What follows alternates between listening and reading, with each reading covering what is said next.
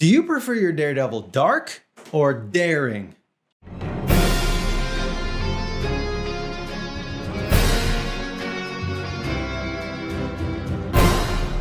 Hey everybody, welcome back to the show, and this week I want to talk about Mark Waid's Daredevil run.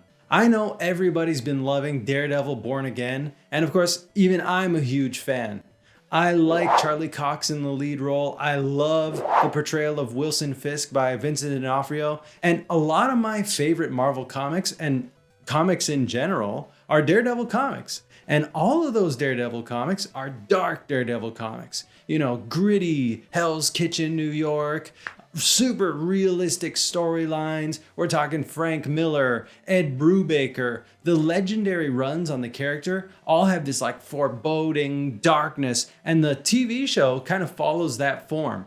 But way back in the good old days, Stan Lee partnered with Gene Colan and had a bit more of a fun take on the character. And Mark Waid's run borrows a lot from those good old days in the 70s and 80s. So I want to take us to Daredevil #1, the beginning of the Waid era, and flip through one of my favorite comics, and maybe an underrated comic too, to have a different look at Daredevil.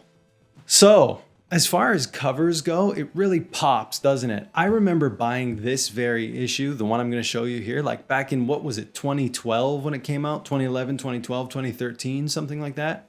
Seeing this and seeing all those other #1s come out at the time was awesome, and it was a perfect jumping on point. And the crazy thing is, I think we're up to like volume 7 now. So just consider there are 7 different Daredevil #1s out there.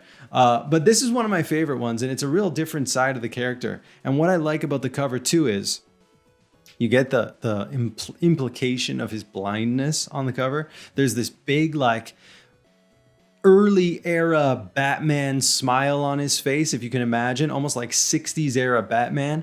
And what's really cool is in the background, the way he sees the world around him, like the sound of the birds and the pouring of the rain and the movement of things all around him, like kind of how he sees his world and the way he moves through it too, swinging as he does on those canes of his.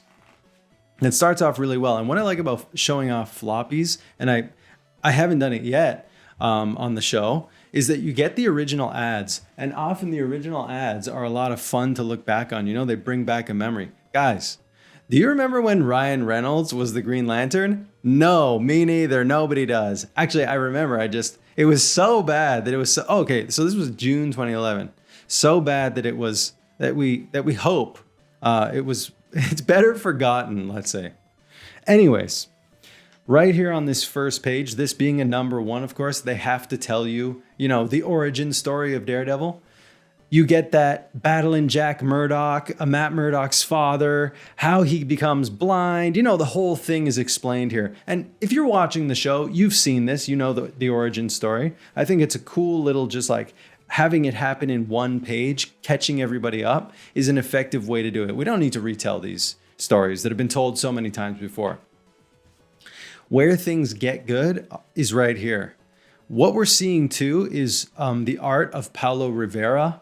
He's not going to continue on the entire Mark Waid run. Actually, it's going to be the partnership between Mark Waid and Chris Samney that's going to really earn the run its plaudits. But Paulo Rivera does a good job in the early issues, and he does particularly well, I think, with his sense of setting. I think his architecture, his buildings are awesome. This one is a bit of a, you know, special case, what looks like an Italian-style monastery. But you're going to see soon, like the way he draws New York, the way he takes you through Matt Murdock and Daredevil's New York City is really well done as well. So we're going to keep seeing that. And I like too on this first page, and I remember it so well, Daredevil like in ninja pose on this building. He thinks of what this building is, and he wonders like, man, I'll bet it's a beautiful sight. Of course, because he can't see. This sort of lightheartedness, like this kind of charisma of Matt Murdock, and it's prominent in the show too. It's a real feature of this Waid run on Daredevil, and you're going to see like the realism of him taking on like the mafia at this mafia wedding. It's quickly interrupted by the more supernatural storytelling that was real trademark of early Daredevil, of Stanley and Gene Colan's run. So here's where it begins, right? This little spot that they've highlighted for you, and I really like the way Paulo Rivera draws your eye to it as the flower girl nearly steps into it. This supervillain, if we can call him that, or villain, the Spot himself, trying to capture the bride right through the floor, and he begins to like open these like portals essentially all around the wedding venue. You have the mafia pulling out their guns. You have another really cool ad here, by the way. I think that like parallel between the realistic like gangsters that Daredevil would take on, being your Hell's Kitchen vigilante, and this the comparison with the more supernatural villains that he's going to meet all through the Waid run, bring a levity to it that we don't see in the show. I mean, imagine that this guy was in the show. Can you imagine Vincent D'Onofrio's Kingpin battling the Spot? You just can't see it happening. And I think levity, if it's done well, really adds to a comic book. They don't always have to be so dark, although some of our favorite ones are. And you see the Spot even open spots right in the center of this mafia guy's chest. And then through the eyes of Daredevil, what he does to him, this like super, really gruesome killing move, the breaking of his neck, right? Covers the girl's eyes. Of course, Matt Murdock being Matt Murdock has to steal a kiss from the bride. It just builds the character of him so well. Just even this little scene, like you wouldn't see this again. It's one of those things that sticks out because it's so like out of the box, I guess, compared to what we're now used to with Daredevil, and really what we've been used to with Daredevil for a long time. In many ways, he's the Batman of the Marvel universe, brooding and depressive and that sort of feeling, at least the character has. But so this run brings something a little different, and I think it's a lot of fun. And you see the I was going to use the word shenanigans. You see the fun he has battling the Spot, even just here, finding himself pulled into one, using his canes to keep himself out. And then, of course, this Daily Bugle headline. Another thing I love, nice intro too. Another thing I love about the run is crossovers. Think about it. The whole Marvel universe virtually exists in New York City. And in books like Amazing Spider-Man and in Daredevil, you get a lot more of the crossovers than you do in other books, I think. I like when Daredevil's patrolling the streets and he just comes across Spider-Man, or he just comes across Captain America and they team up for an issue. I think that's a lot of fun. It makes the world feel more real. Cut to Matt Murdock and more of what I said about Paulo Rivera's architecture. So you really get a sense of New York City. Matt Murdock at the hot dog stand being accused of being Daredevil, and he's trying to play it off. And that takes you into the courtrooms where we get our first glimpse of Foggy Nelson. In the TV show, they do a great job with the relationship between Matt Murdock and Foggy. And in the Waid run, I think the relationship is a lot better than it is in some of the darker stuff, where Foggy's much more of a side character, not a sidekick, but a side character, a side storyline, not as important. But here in the Waid run, there's a lot more of the courtroom, not drama, but the courtroom antics, let's say, of Matt Murdock and Foggy Nelson, trying to bring justice wherever they go. And you see that here too.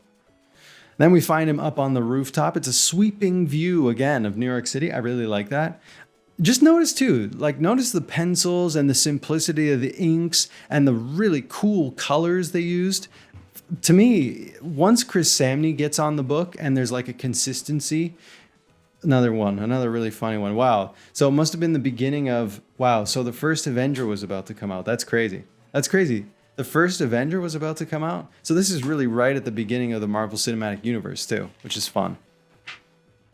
Once we get some consistency on the art with Samnee and Waid and that partnership, it really, really comes to life this run. And like the fun is like nonstop. Now, not to say Paulo Rivera wasn't doing a good job. He was. You even see that like in these really cool angles that he sometimes takes here as he like hops off backwards off the roof. It's just a cool run. Once he realizes he needs to be Daredevil at a time like this, you see him like shedding that outer shell that is Matt Murdock and transforming into the Daredevil underneath. And then boom, right? Swinging through the night, going to stop crime from rooftop to rooftop. The movement is awesome, reminiscent of the way Spider-Man moves around New York City. But something about that Daredevil, right? And those devil horns, there's just a little more to it. I don't know what it is. Maybe that he's not a teenager, that he's got a bit of charisma about him. He's older, he's wiser. He's fighting as funny villains sometimes. He's not taking on the universe, right? He's not trying to stop Thanos or anything like that. I like that relatability in a vigilante, let's say.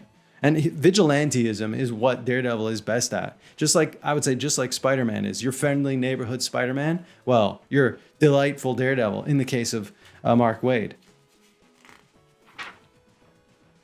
Now, what a way to end the issue too, and what an ad to have next to it. The shield flying through the air, and you know what that means. Red, white, black, and blue. Daredevil makes a special appearance. There's a cool little bonus tale here. Marcos Martin worked on the book with Paulo Rivera. And by the way, I'm pretty sure, let's actually flip to the beginning. I'm pretty sure, let me get there the nice way. Paulo Rivera, yeah, I'm right. Paulo Rivera pencils, and his father, Joe Rivera, does inks over it. So that's just like a cool father-son combo you have going on here. Then Marcos Martin, who has a role on the book too. I can't remember if he comes in on inks or what exactly. I know he's a factor on this. He's a feature on the book until Chris Samney shows up. Gets this bonus tale, let's call it. Yeah, a bonus tale. That's what they've called it too. At the end here, and it's really cool looking as well. Marcos Martin gets a nice little go at it. Very different style you're about to see. Once you flip that page and you see what Foggy Nelson looks like, there's a stack, like it's totally different style. Even the plain way Matt Murdock comes in the room. It's hard to follow Paulo Rivera, and it's harder to follow Chris Samney, but I think it's a cool little story that they tell here, especially this, like I've been saying about architecture, the movement of Foggy Nelson and Matt Murdock around New York City, and the way Daredevil hears things, and essentially the way he sees things through in his world. I think it's really nice. This is one heck of a splash page right here. I really like that. And then the way he kind of moves around the world, how he's guided by the sounds around him. He ends up playing violin over the sounds of the subway train. And it's, you can see how it starts and how it continues. I just think it's a nice story. Maybe I won't leave this in, but I think it's kind of a cool story. And it ends with this little dark little moment as they stand at the grave of Madeline Jack Murdock. So if you've been enjoying the Daredevil show, definitely have a look at the Mark Waid run. It's a totally different take on the character, but it's a lot of fun. So guys, that's been our episode this week. Like and subscribe if you enjoyed it. Tons more to come. See you next week.